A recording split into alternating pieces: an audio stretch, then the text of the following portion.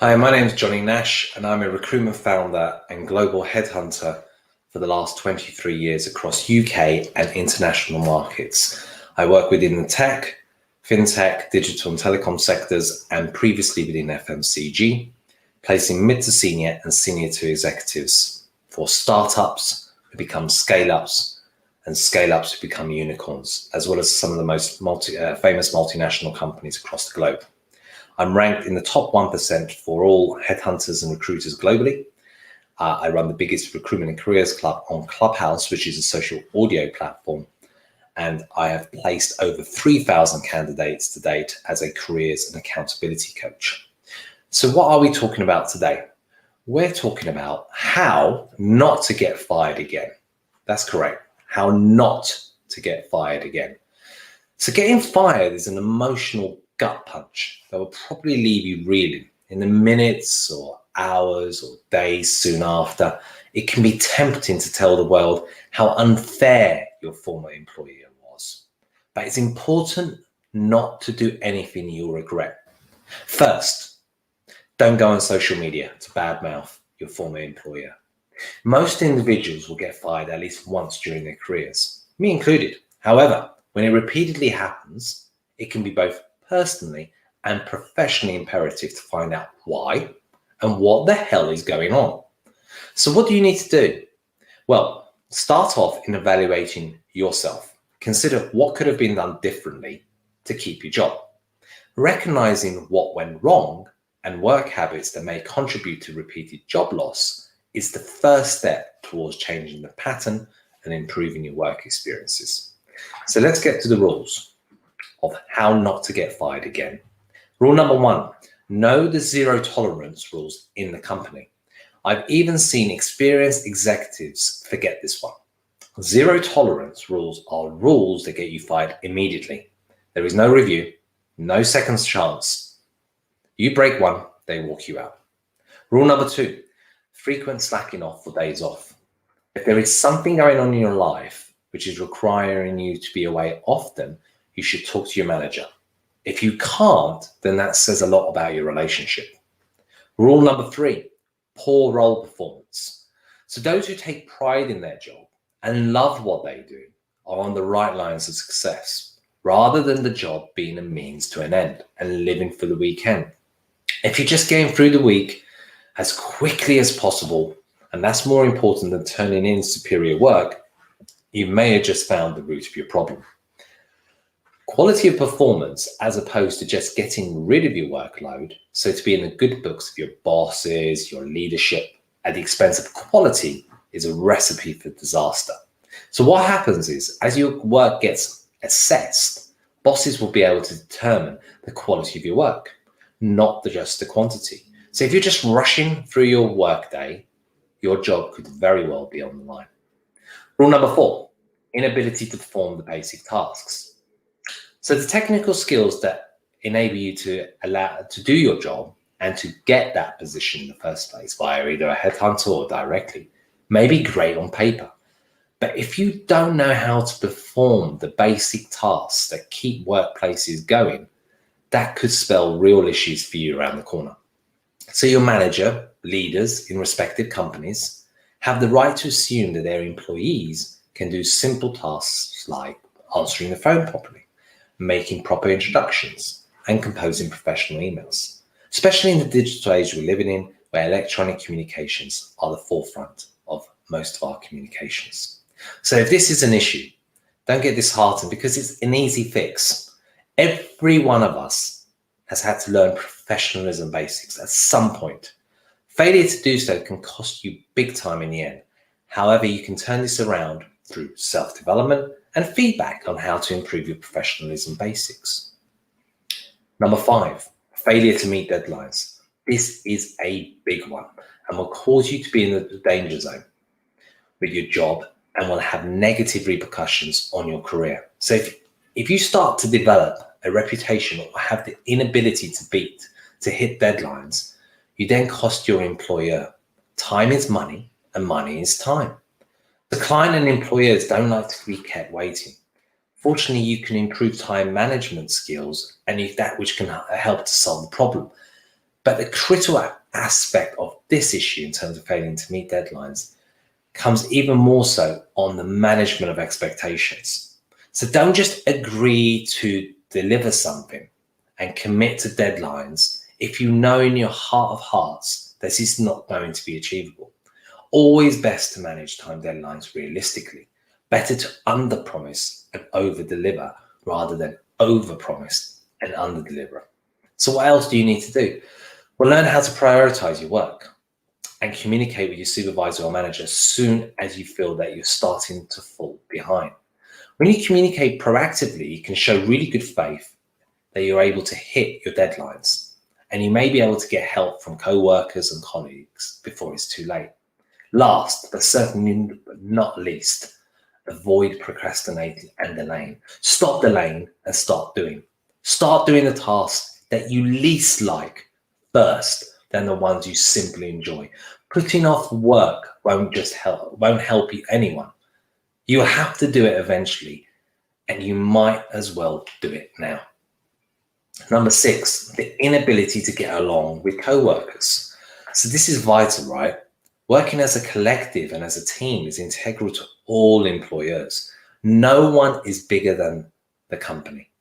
The team must come first, and you cannot get on with colleagues, or if you don't develop positive working relationships, but instead disrupt or cause drama or negative, obstructive, by listen or simply bring the team down, then you'll soon be out. As without cohesive teams, the business is impacted hugely and it then suffers. Interpersonal problems are distracting, and if they're allowed to continue too long, productivity declines. That's why bosses will get rid of any employees consistently involved in drama. So if you find yourself constantly arguing with co-workers, that could be you, even if you don't feel like you're the one starting issues. When your boss looks to weed out the root of the problem, but you come back and say, well, they started it, it won't cut it as a defense. You don't have to love everyone in your workplace. It's just not possible, right? You don't even have to like them. But you do have to work on establishing good working relationships with all of your colleagues. So that may occasionally include swallowing your pride, ignoring rude behavior within reason, or declining to participate in gossip. The reasons being as you see the bigger picture. Don't get me wrong, you need to show that you can stand up for yourself, your beliefs, your convictions. And sometimes we all need to choose our battles and think what is best for the team we work in. Number 7, temper management issues. So anger can be such a good thing when channeled into positives. You might be surprised when I say that, but it really, really can. So if we look at tennis stars like Novak Djokovic or John McEnroe, they get the best out of themselves when they get angry because they channel it into a positive thereafter. Steve Jobs is famous for his temper, as the appearance of anger can install a sense of passion, which makes people want to follow or please. So according to research conducted by Henry Evans and Colm Foster, who are emotional intelligence experts and authors of Step Up, Lead in 6 Moments That Matter, the highest performing people and highest performing teams tap into their entire spectrum of emotions. However, temper management problems can cause your employer to see you are a liability rather than a valuable employee. Uncheckered temper can actually result into physical violence. If you can't control your temper, your boss could fear you'll be responsible for the next instance of a workplace issue, that you're unable to take any type of criticism, that you're impossible. They can't debate things with you, can't discuss aspects of work within a team brainstorming sessions. That's really, really critical. But fortunately, there are resources out there to help you manage your temper. Number 8, negative attitude. Temper and interpersonal problems are two forms of negativity, but they aren't the only ones. Even if you get along with co-workers and haven't had an outburst, you can still spread negativity by simply being a downer. Negative attitudes can include constant complaining, sluggish behavior, and pessimistic outlooks. Negativity and negative attitudes is one of the biggest reasons that you will get fired and lose your job or get stuck in your career. People want to be surrounded by other people who lift them up and not bring them down. Positivity leads to greatness. Negativity leads to the exact opposite. Bosses don't like workplace negativity. You know why? Because it tends to be infectious. It spreads quickly from one employee to another and damages the workplace morale. This is why this aspect is particularly important. Raising issues is fine, but bosses don't want people who just bring problems, but people who have solutions to these problems. So you might find there's a certain level of satisfaction in complaining about your work with an employee, but it's a slippery slope, right? That can establish bad habits of constant negative comments. Even if your grievances are legitimate, don't complain incessantly. Instead, find specific ways to improve conditions in your workplace. And don't bring anyone else into your issues unless you're proposing a solution that will make both of you happier. Number 9, unwillingness to take on challenging projects. So people outside of their comfort zones, it makes you feel apprehensive, it can make you feel anxious, uncomfortable. So when you take on challenging tasks, it can be daunting. However, you don't have to accept tough assignments. You miss an opportunity to not only improve or self-develop, but to improve your value to the organization. So when you repeatedly turn down projects, you don't have to take those projects, but if you repeatedly turn down those projects, it'll give your boss the impression that you're uninterested in your job, you're unwilling to learn new things, or maybe even you're just plain lazy. But there's an important balancing act at this point. You obviously don't want to take on projects which you're wildly unqualified for. Instead, take on difficult tasks that show off your strengths while building upon them. Demonstrate how you meet challenges head on and embrace opportunities to expand your skill set. When you do have to turn down an assignment, learn the right way to say no to your boss. For example, you might have to explain the workload is already too full.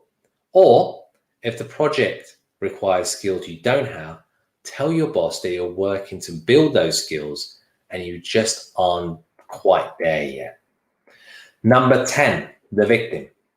So this is the person who constantly sees themselves as a victim in the workplace. They believe others for their lack of success and they get very defensive when constructive criticisms are given. They feed off others' pity and seek attention, but are rarely interested in solving issues. They would rather talk incessantly about a problem rather than take action to fix it. So every one of us has had bad days at work, and sometimes we feel like our ideas aren't taken seriously.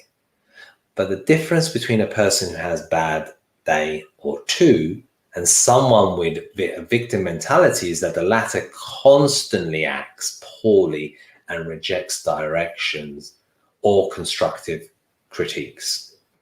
Number 11, the challenger. So this is the last personality type that gets more fired than others, is the challenger. So this is the type of person who likes to question everything and sees the possibility for improvement and refinement in all situations, but to a fault. The challenger often has great ideas, but they're hard to manage because they refuse to work with the team. They think they can do every task themselves and challenge anyone, including those of authority, to tell them differently. It takes a special leader to manage this type of employee, and companies just don't have the time to figure it out and how to best manage these employees. So for this reason, challengers usually get fired before others. So what are the 7 things you should never do after getting fired? Number 1, lose control. Obviously, you'll have an emotional response, but it's vital you don't let your emotions spin out of control.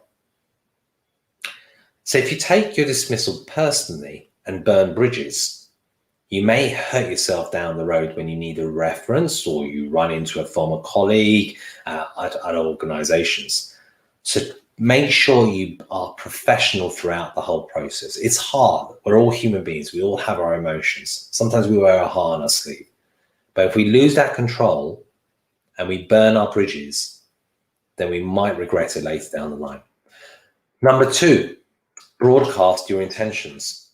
Resist the temptation to tell your former employees that you're going to sue the company, even if that's exactly what you intend to do.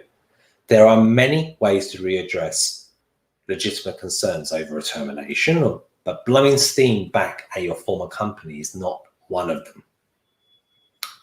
Number 3, hide. Getting fired is embarrassing and it's painful. And the natural reaction is to avoid interacting with others, curl up, shut the doors away as you cope with the emotional roller coaster. However hard it may be, you need to treat it like as if you are falling off a bike and get back on. What I call that is the bouncy bum. You fall down, you get back up. And you need to start looking for a job the very, very next day. It's good for your confidence and it helps to build momentum in finding a job. Number 4, lie about it. As you look for a new job, you'll have to consider how to address your firing if it comes up in an interview. So be brief, don't lie, but don't overindulge. Don't over elaborate too much, okay? But at the same time, don't hide it away if it comes up, because these things in niche sectors, niche areas, in your particular lane, they have a habit of coming up and you don't want to regret that. Number 5, get discouraged. This is easier said than done. But hanging on to anger in a negative and wallowing in bad feelings will make it harder to move on in your career. So you might get, clients, if they see candidates that are depressed, beaten up, negative, before they've even got the job, they won't hire them, because who wants to hire someone who isn't positive and upbeat? So before you do anything, before you take a job interview after getting fired, make sure you're in a good place mentally. Otherwise, you can just let yourself down because you exude that negativity and you look like you've been beaten up before you've even started. And that's completely disencouraging. Number 6, let it define you. So you've got a black mark on your work history. You've got some painful memories or memory. You may feel like it's impossible to learn or grow and move on from the experience of getting fired. Don't let that happen to you. Use that time to reflect, improve yourself, upgrade your skills, and find your passion. Many times I've seen that the best success after someone has been fired, because it was the impetus after that firing for that person to make the changes they needed in their life. So keep an open mind and turn your situation into a positive. The final rule after getting fired: the next steps you take are for today. It's not the easiest thing to do in the world, but you need to pick yourself up after being fired and get back out there via LinkedIn, social media, your networks. People say your network is your net worth. It's actually working on your weaker ties and making them stronger ties. So next steps, get back up there.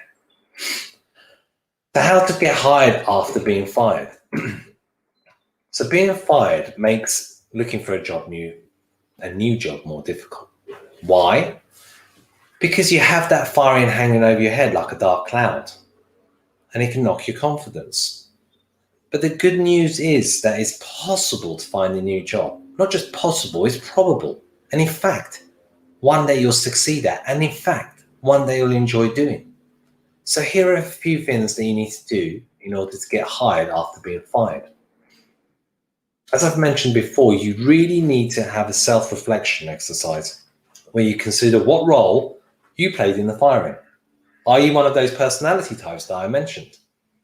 If so, what can you do to change your attitude at work to succeed at your next job?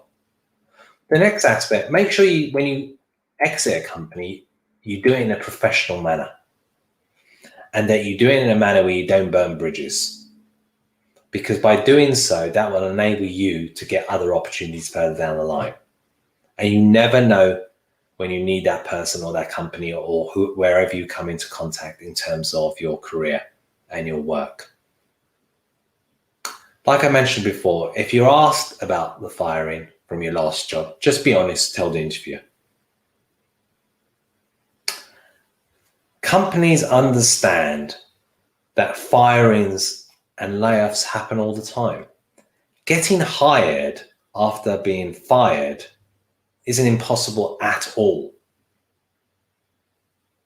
What's challenging is for people to stay in and keep in making sure that they're staying hired because of their workplace personality. So it's really vital that you make those changes today, not tomorrow. Too many people talk a good game, but it's the actions that define us.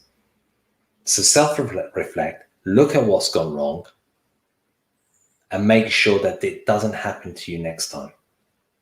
So this is Johnny Nash, and this is many sessions that we're going to run on multiple platforms.